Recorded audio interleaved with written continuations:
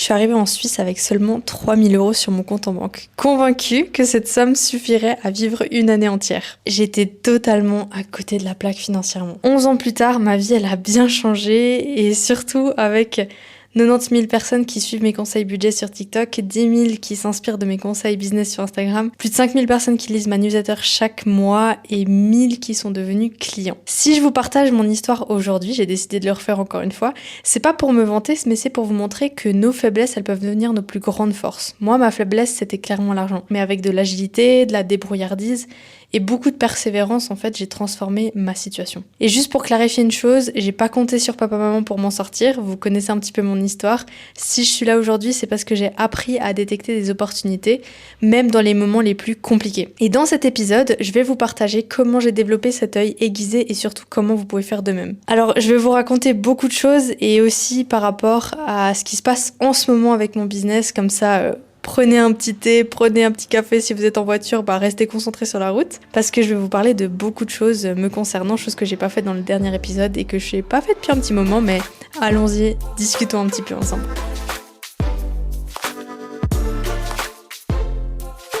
Mais d'abord, bienvenue sur Coach ton budget et business, le podcast dédié à la thune, mais aussi parfois au marketing et à l'entrepreneuriat en Suisse particulièrement.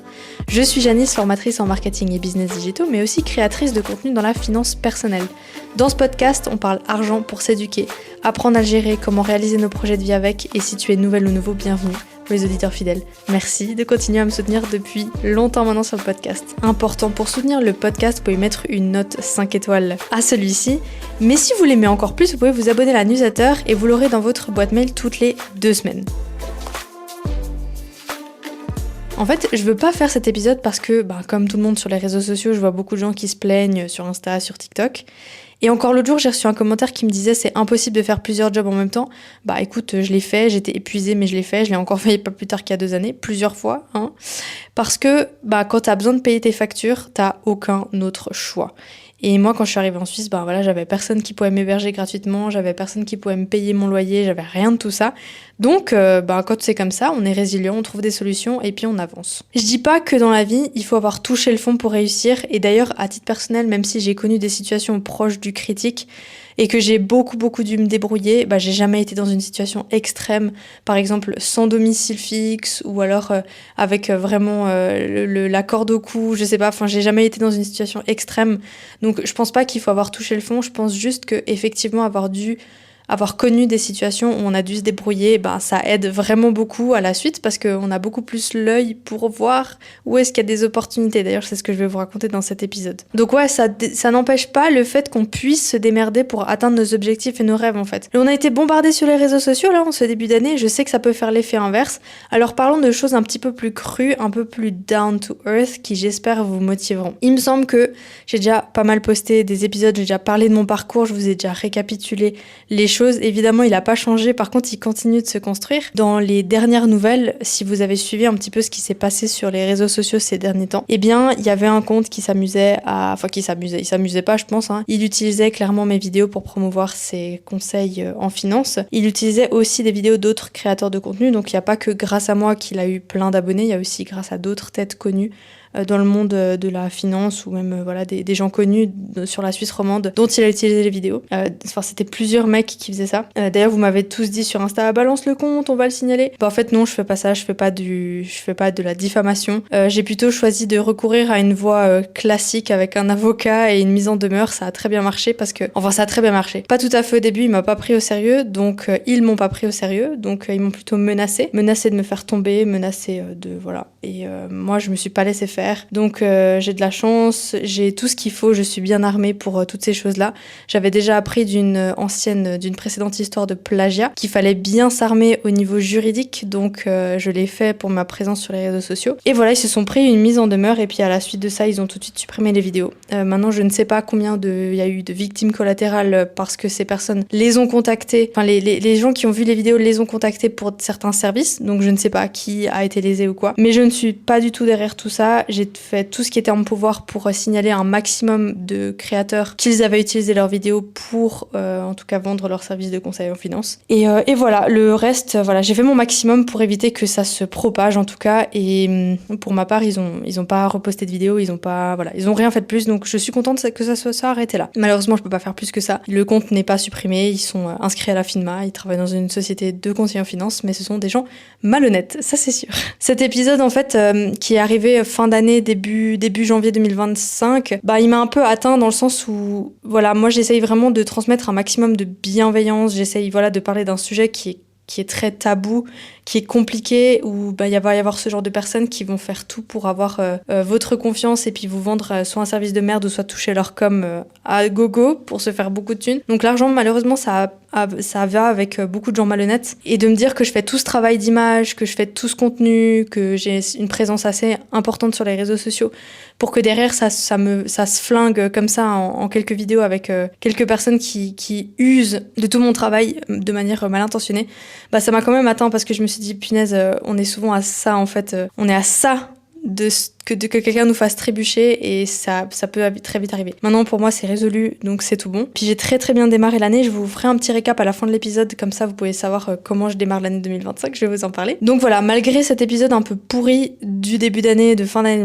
2024 a été une année absolument exceptionnelle. Très dure au niveau de la charge de travail, mais ça c'est ma faute personnelle, c'est moi qui m'inflige beaucoup de travail. Mais ce travail a fortement payé, et on commence du coup 2025 avec un chiffre d'affaires réalisé à la mi-janvier qui dépasse tout ce que j'ai pu faire jusqu'à maintenant. Au moment où je vous parle, on frôle du coup les 30 000 francs de chiffre d'affaires. J'ai jamais fait ça l'année dernière. C'est cool parce que ça me permet d'avoir vraiment une jolie trésorerie en début d'année et de planifier les embauches, les actions que je voulais faire dans la boîte, comment la structurer au niveau business et la faire grossir en fait au global. Et ce que je kiffe, c'est vous raconter tout ça parce que vous grandissez avec moi au fur et à mesure. Vous savez d'où je reviens. Et d'ailleurs, si vous écoutez les épisodes depuis le début, vous voyez ma progression par rapport à mon business, par rapport à Coach ton budget. Au début, vous voyez comment je progresse. Donc, je trouve cool de vous partager un petit peu tout ça. Maintenant, j'ai un peu réfléchi à comment je voulais vous en parler et je vais revenir là-dessus à la fin de l'épisode. D'abord, j'aimerais vous reparler de mon parcours. Alors, ce que j'aimerais vous transmettre, c'est pas du tout le quand on veut, on peut. Il en fait partie, c'est sûr et certain, mais il n'y a pas que ça au compteur pour réussir. Vous connaissez ma définition de réussir. Pour moi, réussir, c'est atteindre ses objectifs. Donc, quoi que vous ayez envie dans votre vie,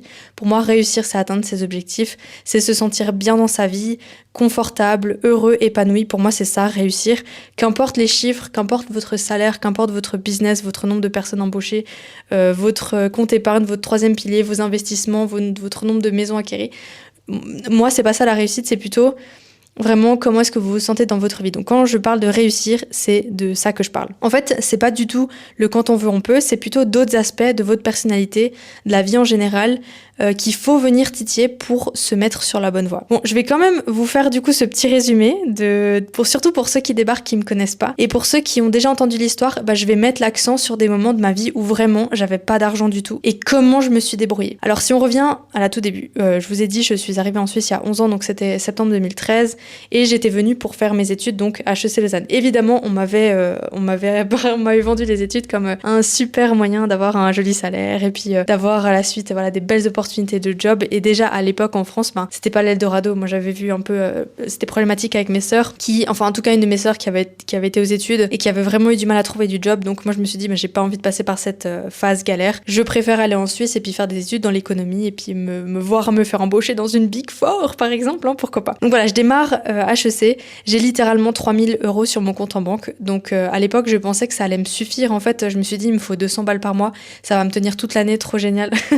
Quand j'écoute ça, à chaque fois je rigole, je me dis waouh, punaise, c'était de la science-fiction. Ma manière de gérer l'argent à l'époque, je ne savais pas du tout ce que c'était et ce que ça impliquait. Il faut savoir aussi comment j'ai fait pour tenir, c'est que j'avais une rente d'orphelin, donc j'avais 500-600 francs par mois parce que mon papa est décédé et que je touchais de l'AVS, 500-600 francs par mois pour m'aider. En 2014, donc en janvier 2014, c'est juste 6 mois après, je fais un échec simple. Et surtout, j'ai plus de thunes parce que j'ai bien grignoté dans les 3000 balles. J'ai dépensé très peu d'argent. Je pense que j'arrivais à dépenser moins de 1500 francs.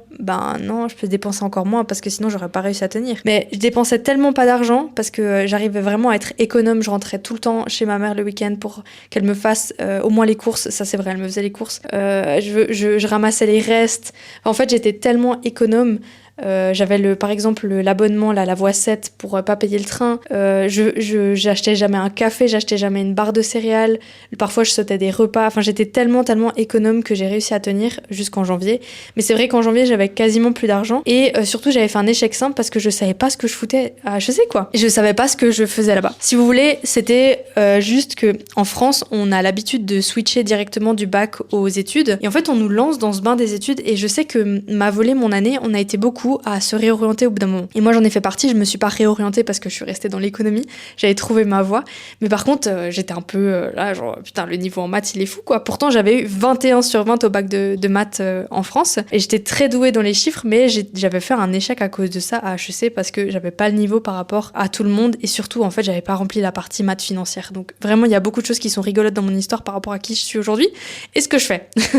Les choses ont bien changé. Bon bref, pour vous revenir à ce moment-là, en fait je me trouve un premier job en comptabilité où je suis assistante comptable dans une gérance à Lausanne. Là je me faisais 2000 francs par mois et comme j'avais appris à être ultra économe, et ben tout simplement j'arrive à vivre très très bien avec 2000 francs, puis surtout que j'avais encore le droit à ma rente d'orphelin parce que j'allais rejoindre les études après. Donc la rente d'orphelin elle est restée, ça veut dire que j'avais à peu près 2600 francs par mois et j'arrivais à mettre beaucoup d'argent de côté. En été 2024, je pars en Asie 2-3 mois pour perfectionner mon anglais et en fait quand je rentre, gros pétage de plomb, je veux plus du tout travailler en gérance, je sais pas ce que je fais là, j'étais un peu dans je faisais une crise d'adolescence à retardement, mais je décide de rentrer, de partir et là je commence dans une start-up en marketing de manière totalement gratuite, donc je ne suis pas rémunérée. Là de nouveau, pourquoi tu fais ça alors que t'as enfin trouvé un job qui paye, meuf?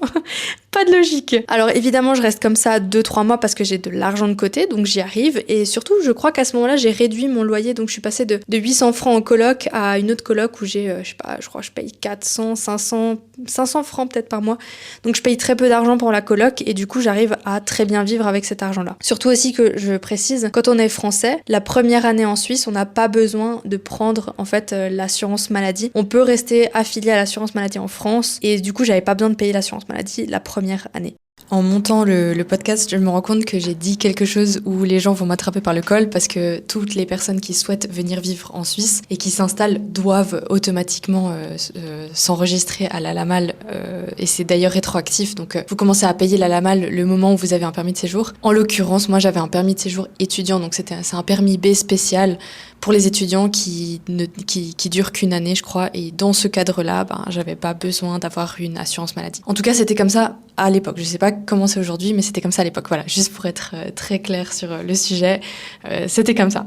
Donc je retrouve un job à ce moment-là et là j'ai double job, c'est-à-dire que une partie de mes horaires je les fais dans une école de langue et l'autre partie je le fais du coup dans cette start-up. La start-up je l'abandonne au bout d'un moment et en septembre 2015 je reprends les études à la HEG Genève en International Business Management. Bref, tout se déroule très bien, je suis dans mon job en tant qu'assistante linguistique et en juillet 2016 je rejoins Coca où je suis prise en tant que stagiaire en marketing d'abord, après j'ai été embauchée en tant que salariée. Mais voilà, je vais pas faire l'autruche, je suis très mal payée dans ce job. Et d'ailleurs même en tant que salariée, plus tard j'ai été mal payée. Ils ont compensé ça tout à la fin quand je suis partie. Mais voilà, j'ai été très mal payée. J'ai rien dit parce qu'en fait j'avais tellement envie de ce job et j'étais jeune et je m'en foutais en fait. J'arrivais à vivre comme ça. Puis j'avais surtout cette rente d'orphelin toujours et encore parce que j'étais aux études. Donc j'arrivais très bien à vivre avec ça. Et en fait quand j'avais besoin de cash, j'étais tout le temps en train d'aller chercher des doubles jobs. Donc ça c'est un truc très important, c'est que je vous dis, j'arrête pas de vous répéter, j'arrivais, mais parce que j'étais tellement économe, j'économisais sur le moindre truc. Je n'allais jamais faire mes courses, profitais de ce que ma mère m'avait acheté ou ce qu'elle avait en reste, je profitais de tout ça. J'allais pas au resto, je ne sortais pas, j'achetais pas un verre, de toute façon je bois pas d'alcool, mais voilà, je ne profitais de rien du tout. J'étais ultra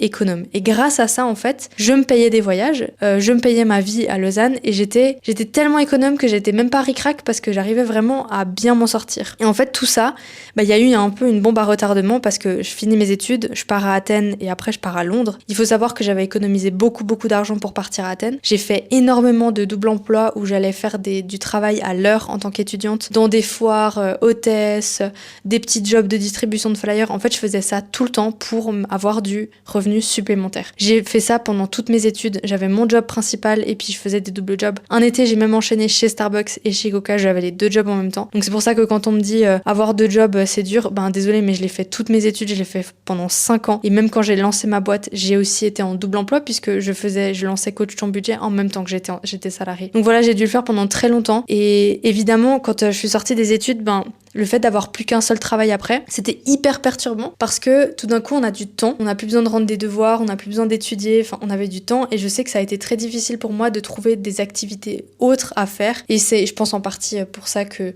j'ai eu un petit peu une phase pas de burn-out, mais une espèce de dépression en 2020, pardon. Mais ça, je vous l'expliquerai dans un autre épisode qui va sortir dans pas longtemps, vous aurez un petit peu les détails, les coulisses de ce moment-là un petit peu particulier dans ma vie. Bref, janvier 2020, je me fais embaucher à Genève dans une start-up. Et là, c'est vraiment le moment où ça a été le plus dur financièrement. Parce que comme je viens de le dire à l'instant, j'ai pas de thunes en fait. Là, je suis plus du tout économe parce que je me dis, c'est bon, j'ai 4000 balles par mois, c'est trop bien, ça va être incroyable. Et comme je fais pas de budget, je suis pas consciente que les 4000, ils vont passer à la trappe avec l'assurance maladie, le loyer à Genève, la voiture, etc. Je ne fais pas de budget, donc je me rends pas compte que ça va pas fonctionner. Et donc, en parallèle de ça, je bosse énormément. Donc ça me donne pas le temps ou l'esprit de réfléchir comment est-ce que je pourrais gagner plus d'argent. Surtout qu'à ce moment-là, je suis un peu matrixée en me disant, c'est mon taf qui est censé me rémunérer. C'est pas moi qui dois trouver du taf ailleurs. Ça, je l'ai fait toutes mes études. C'est quand on est étudiant qu'on fait ça, quand on est salarié. Notre job principal doit nous payer à 100%. Bon, aujourd'hui, j'ai un peu changé d'avis parce que je me dis, soit ton job, il est hyper enrichissant, mais certes, il te paye pas, mais du coup, faut que t'ailles chercher du cash ailleurs. Soit il est pas enrichissant et là, faut que, je sais pas, change de job. Enfin, trouve-toi un truc meilleur, quoi. Enfin, voilà.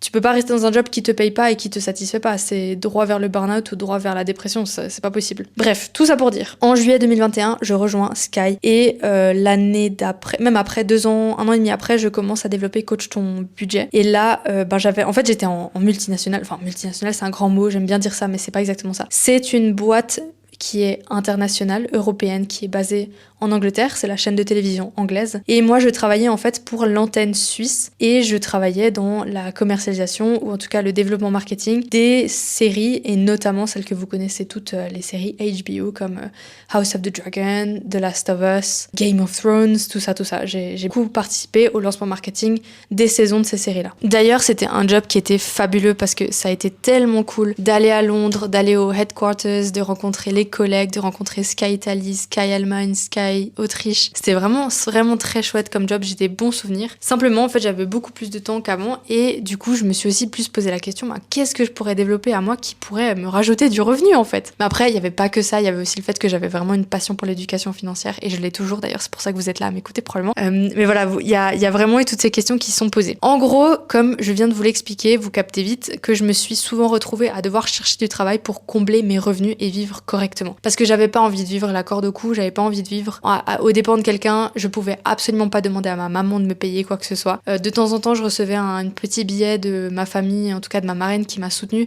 Mais voilà, on m'a jamais proposé de me payer un loyer, on m'a jamais proposé de payer mes factures. J'ai toujours dû me débrouiller. Et en fait, c'est pas comme si je disais ouais, on m'a jamais fait ça, comme si je pleurais, mais plutôt de me dire ça m'est même jamais devenu à l'esprit de demander en fait. Parce que pour moi, c'était tellement normal de devoir me débrouiller que débrouille-toi quoi, va te trouver un travail, fais quelque chose. Et en fait, quand j'ai cherché mon tout premier job, donc en janvier 2014, en fait, c'était tellement facile de trouver du travail en tant que jeune diplômée, donc un baccalauréat en Suisse. C'était tellement facile qu'à la suite de ça, je me suis pas découragée. En fait, à chaque fois que j'ai dû chercher du travail, je me suis dit waouh, je suis motivée, je suis là, j'ai envie de bosser, je suis une fonceuse, je suis une bosseuse. Je pense, à chaque fois bien vendue et j'ai vraiment jamais eu de difficulté à trouver du travail. Dans la prochaine partie de cet épisode, j'aimerais vous parler des leçons que j'ai retenues de tout ça. Mais d'abord, j'aimerais vous parler justement des 3 éléments qu'il y a dans le titre. C'est l'état d'esprit, la chance et l'intelligence. En fait, pour moi, le quand on veut, on peut arrive quand on a ces 3 éléments réunis ensemble. Alors attention, j'ai inventé tout ça, donc probablement que ça manque un petit peu de...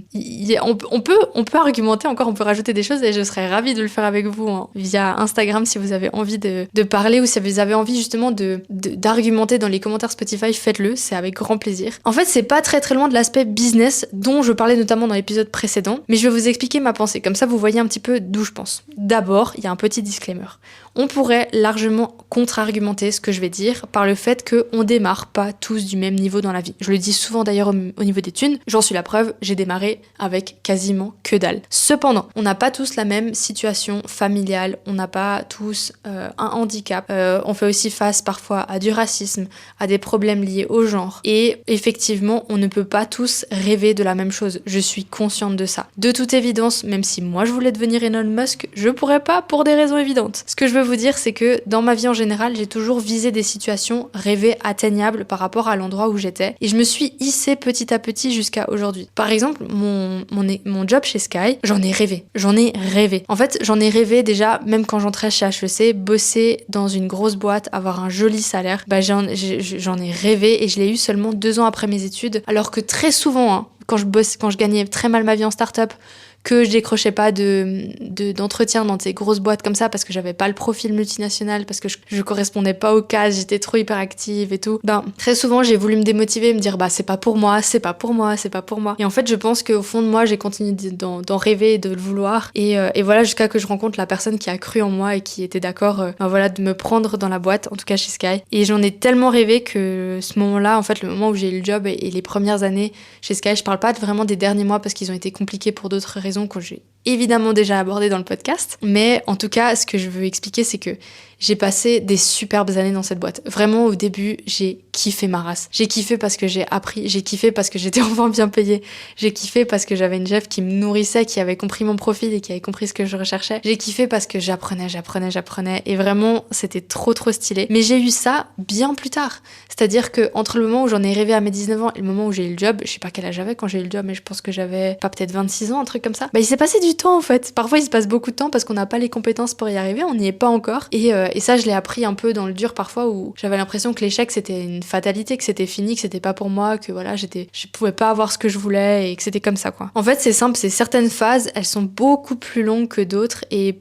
de nouveau pour des raisons évidentes, on galère de ouf, et il y a d'autres qui sont beaucoup plus rapides et agréables, et puis ça fait partie de la vie. Et quand je vous dis des phases beaucoup plus rapides et agréables, alors je sais pas si agréable c'est encore le mot, peut-être que j'ai du temps pour voir un petit peu comment ça s'est passé, mais l'année 2024 pour moi ça a été une phase d'accélération monumentale au niveau professionnel, en lançant mon business, en étant 100% indépendante du coup, et ça a été vraiment fantastique, tant au niveau du chiffre d'affaires qu'au niveau des clients, au niveau de la visibilité, au niveau de l'exposition, etc. Alors bien sûr, ça vient avec des nouveaux problèmes que je vais vous parler à la fin de l'épisode, mais en tout cas pour moi ça a été fou quoi, ça a été tellement rapide de monter comme ça, et pourtant au jour le jour c'est des petits pas, c'est vraiment petit.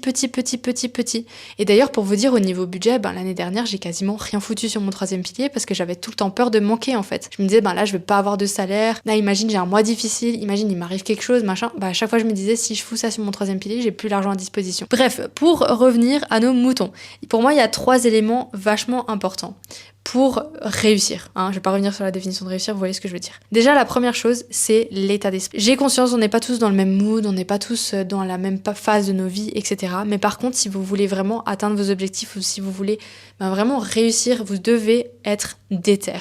Et être déter, c'est pas que foncer dans le mur et puis s'exposer la tête contre un mur jusqu'à qu'on y arrive. Être déter, c'est aussi rester positif, ne pas devenir une personne difficile. Donc une personne difficile, c'est-à-dire une personne qui est agressive ou qui se plaint face à une situation. C'est chercher sans arrêt des solutions et avancer même quand c'est chiant et difficile. Et d'ailleurs, si vous m'écoutez et que vous êtes entrepreneur, ça c'est votre job en tant qu'entrepreneur. Vous devez trouver des solutions et avancer sans arrêt, même quand c'est chiant et même quand c'est difficile. Et ça, c'est vrai que personnellement, j'ai une détermination qui est sans fin. Et oui, je sais, c'est pas tous les jours facile d'être comme ça, je vous le dis. Parfois, on a envie de chialer, on a envie de tout laisser tomber, d'aller se coucher. C'est particulièrement le cas en fonction des périodes du cycle. À toutes les femmes qui m'écoutent, vous savez de quoi je parle. On a envie de chialer, on a envie de tout laisser tomber, mais c'est aussi épuisant parfois, je le sais. Et d'ailleurs, dans ma vie, dans les 10 dernières années, j'ai vécu des décès à des moments où fallait pas, j'ai vécu des trahisons, j'ai vécu des ruptures, mais ça m'a jamais empêché moi de suivre ma route parce que j'étais beaucoup trop déter et parce que j'avais des objectifs personnels en fait. Et d'ailleurs, en parlant d'objectifs, vous n'êtes pas obligé de tout le temps faire un Notion, de faire un vision board comme je vous ai donné dans quelques épisodes précédents. Si vraiment ça vous stresse de le faire, mais le faites pas, franchement, faites. Moi, j'ai pas toujours noté mes objectifs, Et d'ailleurs, là, je suis un peu à la strasse parce que je vais vous parler d'objectifs. J'ai toujours pas terminé de les faire, mais je sais à peu près où je vais. Et moi, c'est comme ça que j'ai réussi à me porter toutes ces années. La deuxième chose, c'est la chance. Même si c'est discutable, et d'ailleurs, on peut vraiment, si vous vous regardez, il y a tout un épisode sur Arte sur est-ce que la chance existe vraiment. Je sais plus comment il s'appelle cet épisode. Vous le retrouverez sur Arte, ça je sais, il est sur YouTube. La chance, en fait, c'est pas vraiment de la chance. C'est une question aussi de... c'est une probabilité. Tout cet épisode sur Arte l'explique très très bien, donc moi j'y crois qu'à moitié. Je pense qu'il y a clairement quand même des éléments de chance dans nos histoires. Par exemple, être au bon moment, au bon endroit. C'est aussi quelque chose qu'on peut développer et qui peut nous aider à développer des opportunités, et ça, moi je pense que je l'ai beaucoup fait. Et d'ailleurs, de manière un peu plus holistique, un peu moins down to earth, c'est que j'ai toujours pensé que mon papa était quelque part au-dessus de moi, ma bonne étoile qui m'aidait à avancer, et qui mettait les choses devant moi en place pour que ça fonctionne pour moi. C'est une croyance que j'ai, c'est une croyance que de temps en temps j'ai abandonnée parce que je me disais mais non, n'importe quoi. C'est une croyance maintenant que j'ai décidé de garder et qui me fait penser positif et qui me dit il est peut-être plus là depuis de nombreuses années pour moi, pour me dire bonjour et pour me soutenir, mais il est là quelque part et il fait les choses pour moi, et je pense que ça fait partie de cette loi d'attraction, de penser positif, et voilà, et moi je fais ça comme ça. Du coup je me dis que effectivement quand on veut réussir, il y a peut-être une petite part de chance dans tout ce qu'on fait, et d'ailleurs quand j'ai lancé Coach ton budget, la part de chance c'était de se dire est-ce que ça va fonctionner, je ne sais pas, on verra, et ça a fonctionné, et en plus de ça les gens ont bien aimé ma tête et ce que je raconte, donc tant mieux, mais voilà, il y a une part de chance. Et la dernière, c'est l'intelligence. L'intelligence, quand je dis ça, c'est que c'est pas moi, toute ma vie, c'est-à-dire mon adolescence, on va dire comme ça, jusqu'à il y a pas très très longtemps, on va dire quand même, j'ai pensé que les gens intelligents étaient favorisés dans la vie. C'est-à-dire qu'à l'école, quand on voit les copines hyper belles, qui ont des bonnes notes, machin, moi j'étais là, I'm not gifted, j'ai pas ce cadeau de la vie, c'est comme ça, tant pis pour moi, je serai un peu moins bien que les autres. J'ai tout le temps pensé comme ça. Et je me rends compte à l'âge adulte que ça n'a plus du tout aucune valeur. C'est-à-dire qu'aujourd'hui, les gens qui avaient un QI élevé ne sont pas ceux que j'envie le plus. Ou les gens qui sont le plus bêtes ne sont pas ceux que je n'envie pas du tout. C'est plutôt une question de comment est-ce qu'on est aligné dans sa vie et heureux, et moi c'est plutôt ce genre de choses que je convoite. Et là où je qualifie l'intelligence d'intéressant, c'est dans la capacité qu'on a à détecter justement des opportunités qui vont nous faciliter la vie et qui vont nous offrir vraiment un cadre de vie intéressant qu'on aime, qu'on apprécie. Et dans l'intelligence, du coup, il y a se former, être curieux, développer un petit peu son système esprit critique, par exemple, pour vraiment dégager de l'espace dans nos cerveaux pour voir ce qui nous épanouit et ce qui nous avance dans la vie. Et ça, c'est comme ça que je qualifie l'intelligence. Et du coup, cette intelligence-là, qui fait partie du troisième truc, je pense que je l'ai vachement développée au fur et à mesure des années. Parce que comme je le répète souvent, et je sais ça irrite les gens, je viens d'une famille qui est quand même... Mon papa est autrichien, ma maman est française, je suis née en Alsace et j'ai grandi en Alsace. Il avait un restaurant à Bâle, donc j'ai beaucoup été en Suisse un peu toute ma vie. Et d'ailleurs, j'ai de la famille du côté du Jura, donc je passais tous mes étés là-bas. Et j'ai fait beaucoup de vacances dans la Suisse, donc on va pas dire que je suis... je connais pas du tout la Suisse, c'est pas du tout ça ce que j'essaie de dire, mais en tout cas, je sais que je viens d'une famille qui ne voit pas forcément les choses sous le bon angle. C'est-à-dire qu'on va beaucoup se plaindre, on va être difficile, on va être dans un peu le français. Je vais me faire des ennemis quand je dis ça, mais vous voyez ce que je veux dire, c'est que nous, les Français, on a tendance à se plaindre. C'est vraiment un sport national, et moi j'étais comme ça. Se plaindre, avoir un humour sarcastique, tout ça j'étais comme ça, et je me suis rendu compte que en fait ça m'aidait pas dans la vie, ça m'aidait pas à voir le positif, ça m'aidait pas à cultiver le positif, ça m'aidait pas à être heureuse. Et le sarcasme, en fait, souvent, ça démonte aussi les gens, et surtout ici, c'est pas trop l'humour en général, donc j'ai un peu supprimé tout ça de ma vie, et ça m'a aidé à aller mieux. Et c'est tout ça ce que j'implique dans l'intelligence. C'est l'intelligence de voir qu'est-ce qui est le mieux, qu'est-ce qui va le mieux pour nous, qu'est-ce qu'on peut développer de meilleur, qu'est-ce qui peut arranger notre vie. Voilà, c'est tout ça que je dis. Et du coup, ce que j'essaie de vous expliquer, c'est que quand vous combinez les trois, c'est-à-dire que quand vous développez votre esprit, votre état d'esprit, quand vous stimulez un petit peu cette chance à détecter des opportunités, quand vous optimisez ce qu'il y a de mieux pour vous avec votre propre intelligence, quand vous développez votre intelligence émotionnelle, votre QI, tout qui est lié à l'intelligence. J'espère d'ailleurs que je vous ai pas trop perdu dans cette notion d'intelligence, j'essaie juste de vous définir comment est-ce que je vois ces trois choses. Et je pense qu'on réunit beaucoup d'éléments pour être plus heureux dans notre vie et pour se développer et pour réussir. Et personnellement, ce sont trois choses que je pense que j'ai vraiment mis ensemble pour me créer un environnement, une vie que j'aime et que j'adore, que je chéris. Et j'espère que ça vous aide un petit peu à réfléchir à comment je vois les choses. Donc voilà, ok, mon parcours il a pas été facile, il a pas été non plus difficile et catastrophique, parce que je pense que je m'en sors bien, et j'ai le sentiment d'avoir eu du fun toutes ces années, et je continue d'en avoir d'ailleurs. Je suis quelqu'un qui aime rebondir, je suis quelqu'un qui aime changer quand ça va pas, j'ai pas de problème avec la notion du changement, tout ça, j'ai vraiment pas de problème. D'ailleurs, je suis aussi quelqu'un qui a beaucoup fait de nettoyage dans mes relations personnelles parce que, en fait, je pense que je suis beaucoup trop sensible pour m'empoisonner avec des gens qui ne me conviennent pas. Je dis pas que ce sont des gens néfastes ou pas bien, mais des gens qui ne conviennent pas, en fait, moi, je suis vraiment mieux seule que mal accompagnée. Et je l'ai découvert, tard dans ma vingtaine. J'ai toujours essayé d'être avec des gens parce que j'avais pas envie d'être seule. Et aujourd'hui, je me rends compte que je suis vraiment super bien seule. Même si j'ai un chéri extraordinaire et que j'ai des amis géniaux, en fait, je me sens bien seule. Et grâce à ce que j'ai développé à tout ça, c'est ce qui nourrit le fait que je suis vachement bien comme ça et que je sais exactement ce qu'il me faut, etc. Ce parcours, il m'a appris une chose essentielle. Peu importe la situation, on peut toujours avancer si on y met l'énergie nécessaire. Donc, vous voyez, mon truc, c'est pas que de la méritocratie. C'est pas de vous dire quand on veut, on peut, nanana. C'est vraiment de mettre l'énergie pour se sortir d'une situation et pour aller de l'avant. C'est vraiment ça que j'essaye de vous expliquer là. Donc oui, j'ai pas fait de bilan 2024, machin, tout ça, mais je veux vous expliquer qu'en janvier, vous pouvez décider d'un peu changer les choses et de vous nourrir avec des choses un peu plus positives pour voir que dans la vie, quand on se nourrit de positif, on avance aussi vers le positif. Et ça, franchement, je ne l'invente pas, je ne vous dis pas du blabla. Je pense que vous trouverez plein de meufs qui vont vous dire ça sur les réseaux sociaux et en podcast. Voilà, je serai une parmi, mais en tout cas, j'espère que ça vous aide. Quelques petites leçons que là, j'ai à vous dire avant qu'on passe justement à ce que je vois, moi, de positif pour l'année 2025 dans ma vie perso et professionnelle.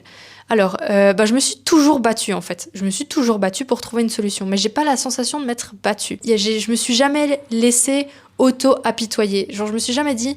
Ah non. Alors oui, dans ma tête, parfois, ça me dit, c'est pas pour toi, tant pis, c'est pas pour toi, ça c'est pas fait pour toi. À un moment donné, je me suis même dit que j'allais pas trouver l'amour, que je me suis dit, t'es pas faite pour ça. Je me disais, t'es pas assez bonne pour ça, machin. Et en fait, je me focalisais sur autre chose, et j'avançais, et je me rendais compte qu'en arrêtant de me focaliser sur des points négatifs que je pensais bloquer, ça avançait tout seul, en fait, derrière quelque part. Et puis, c'est pas toujours parfait, mais ce qui compte, c'est de faire. Ensuite, moi, il y a une de mes valeurs, et ça, je pourrais pas me l'enlever jamais dans ma vie, je pense, c'est la débrouillardise avant tout. Et je pense que mes enfants, ça va être ça. Parce que franchement, flemme. Autant, je prends super soin des gens. De mon chéri, par exemple, je fais beaucoup de choses. Il y a des fois où je suis un peu trop contrôle fric, même souvent, on va pas se mentir. Mais en fait, c'est vrai que pour moi, personnellement, j'ai appris à maximiser ce que j'avais, même avec très peu. Ça allait du coup de vendre mes fringues seule pour avoir un peu de cash, à vendre mes compétences, à chercher des petits jobs improbables. J'ai réussi à financer toutes mes études, j'ai financé mes voyages, j'ai financé ma propre entreprise, j'ai tout financé moi-même. Donc voilà, on peut y arriver avec de la débrouillardise et puis du système D, on n'est pas toujours obligé de penser aux voies banales. Ensuite, j'ai jamais eu peur, je pense, de me former et ça, c'était hyper important. Alors certes, il y a eu l'université et ça, je pense que c'est vraiment un fondement de mon esprit critique et puis de ma structure et puis vraiment de la base des connaissances que j'ai. Mais par exemple, pour tout ce qui était marketing, le marketing, on l'apprend pas à l'université, on l'apprend sur le tas, on se forme, on s'auto-forme et ça, c'est à force de lire des livres, écouter des podcasts, regarder des conférences, faire des formations sur Coursera aussi, par exemple la formation méta pour apprendre à utiliser les réseaux sociaux, elle est formidable. Ça va vous aider en fait, ça va vous faire avancer fois 1000 de vous former. Donc prenez du plaisir à trouver des formations qui vont vous aider dans ce que vous aimez, dans vos passions. Ensuite, c'est vrai que j'ai une énergie folle. J'ai une énergie qui peut me faire avancer et me sortir de ma zone de confort. C'est vraiment fou.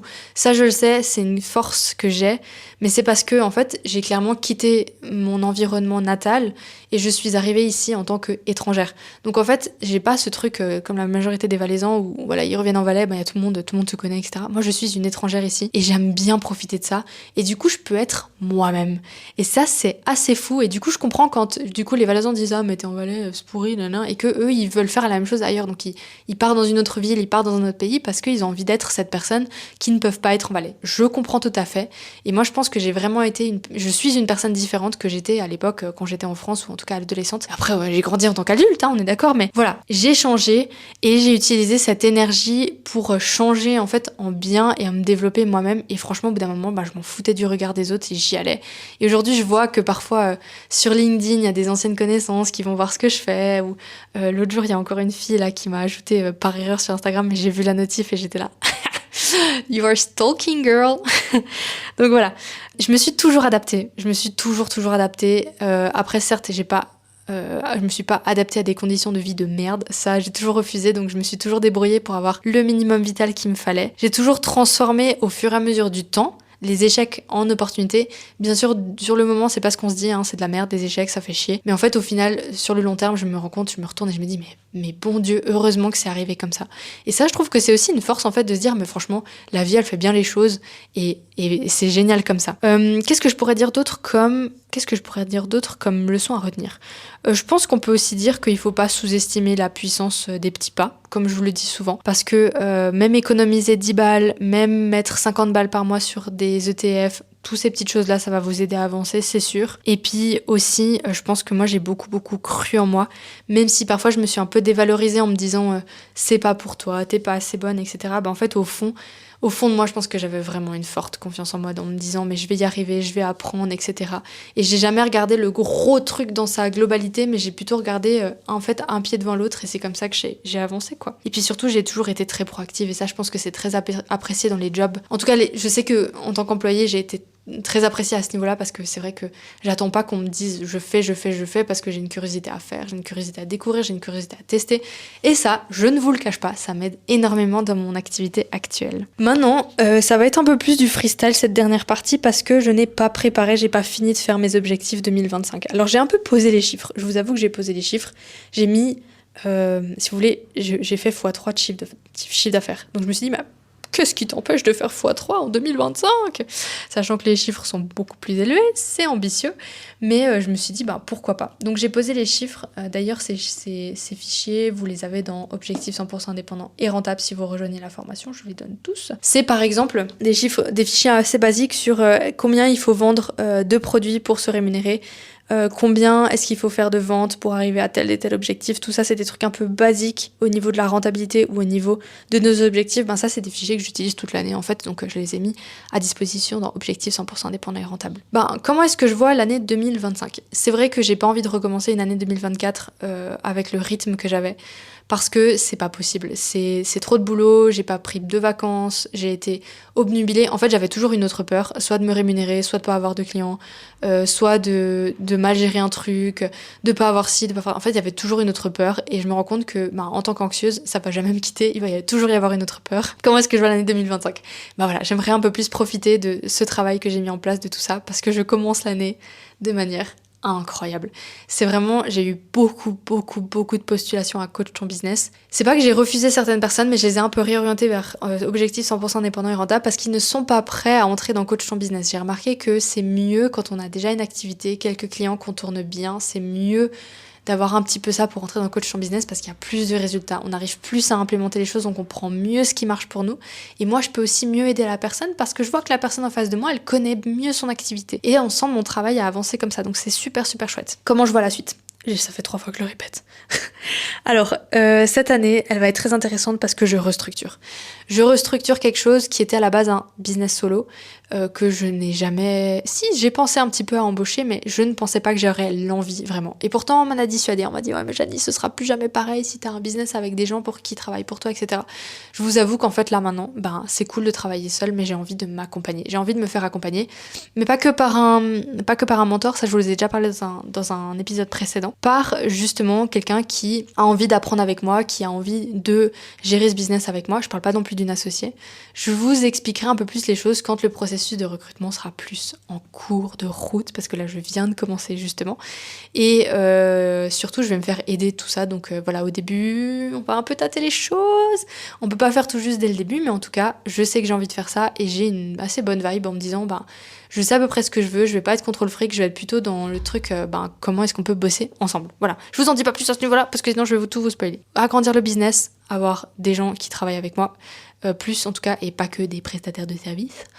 Donc ça va être un des objectifs. Tout ça pour me libérer un peu plus de temps, travailler avec un peu plus de clients sur Coach ton business, parce que là j'étais toujours bloquée à un certain nombre de clients par mois, et là je vais augmenter le nombre de clients pour du coup être plus mettre le nez dans les business des autres. Ensuite, comme vous le savez, si vous écoutez les podcasts, j'ai développé beaucoup de produits digitaux, donc ces produits digitaux, ils sont là pour scale aussi le business, et on va prendre un grand tournant à l'heure actuelle où je fais ce podcast-là. On n'a pas encore lancé la stratégie ads pour le dernier produit que j'ai sorti, donc objectif 100% dépendant et rentable. On va le faire incessamment sous peu.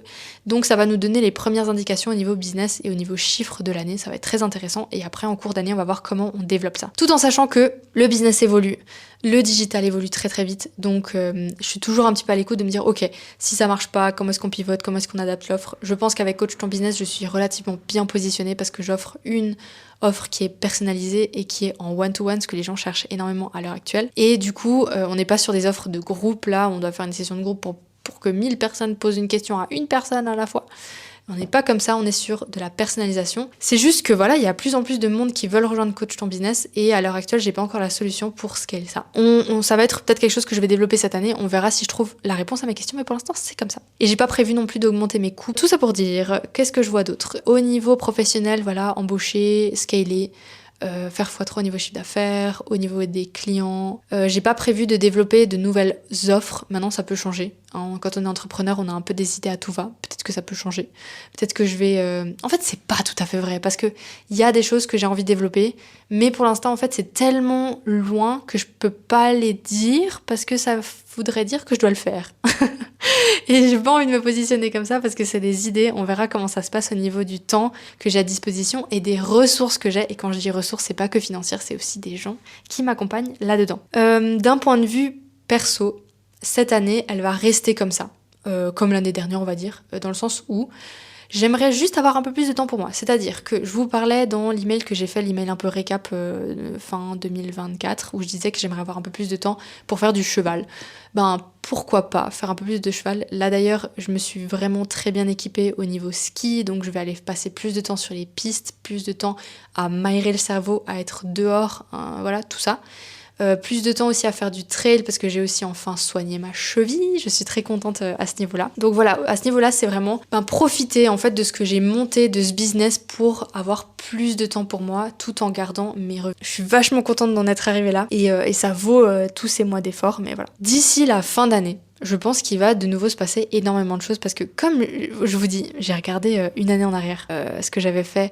En fait, mes années de salariat, elles ont été riches, mais une année de salariat ne vaudra jamais l'année que j'ai passée avec Coach Ton Business, l'année 2024. Franchement, c'est fou. C'est juste fou. Faut être prêt à donner beaucoup d'énergie, à donner de son temps quand on veut lancer un business, mais c'est juste malade mental. Ça m'a tellement enrichi, pas que pour les thunes, hein, mais ça m'a tellement enrichi personnellement que je me demande si l'année 2025 va être pareille. Ça me dérangerait pas, mais tant que ça ne m'épuise pas. Parce que c'est vrai que là, cette fin d'année 2024, d'ailleurs j'en ai parlé sur les réseaux sociaux, il me semble, hein, mais j'étais vraiment très épuisée. J'étais vraiment au bout du roule. Là, ça va mieux, j'ai passé quelques jours à Milan, je me sens mieux. Je me rends compte que j'ai pas envie de rentrer. En fait, j'ai clairement franchi une limite où je me suis crue invincible et que je pouvais tout faire. Je n'ai pas envie de repasser par là. Donc, je vais un peu prendre plus de temps pour moi et j'aimerais potentiellement du coup planifier des plus longues vacances, partir de nouveau une fois loin en vacances, pourquoi pas en Asie. Ça fait très longtemps que j'ai pas fait un long voyage. J'espère que d'ici la fin d'année, j'ai d'autres nouvelles personnelles à vous annoncer parce que c'est ce que j'aimerais faire pour 2026. Mais ça va dépendre de cette année business. En tout cas, je pars vraiment de très bonne humeur. Je me dis, let's see. Franchement, ça apporte tellement d'opportunités, tellement de surprises, tellement de... C'est pas du hasard, mais c'est clairement du hasard. Ça apporte tellement de choses qu'on n'avait pas prévues que je me dis, franchement, laissons-nous surprendre et avançons comme ça. Maintenant, en vous disant ça, c'est pas du hasard. Je me contredis un petit peu. C'est pas tout du hasard que j'essaye d'expliquer là. C'est de vous dire que c'est quand même un peu calculé. C'est que on planifie notre année. Quand on est entrepreneur, on planifie notre année. On planifie notre année en termes d'acquisition client, de promotion, d'offres, de sorties, de lancement, de périodes, de saisonnalité, etc. On planifie un peu les choses. Donc, c'est pas qu'elle est totalement surprenante l'année. On sait un petit peu comment vont se passer les choses. C'est juste que parfois, on fait des actions et elles n'ont pas les résultats escomptés. Parce qu'on a un peu tapé au mauvais moment, au mauvais endroit. Ça arrive. Tout ça pour dire que je pense que ça va être une jolie année, je l'espère. Et voilà, avancer, vous faire avancer aussi avec moi, vous expliquer par quoi je passe et vous expliquer un petit peu plus en 2025. Je vais reprendre un petit peu plus ce que je fais au niveau chiffres, comme ça vous pouvez voir comment j'avance avec les mois. Je pense que c'est clairement cool de voir une meuf qui fait ça en Suisse et je suis contente de le partager. Je me dis flemme, franchement, fuck les rageux. Si on a envie de venir me challenger, si on a envie de venir me dire quoi comment, écoutez, venez.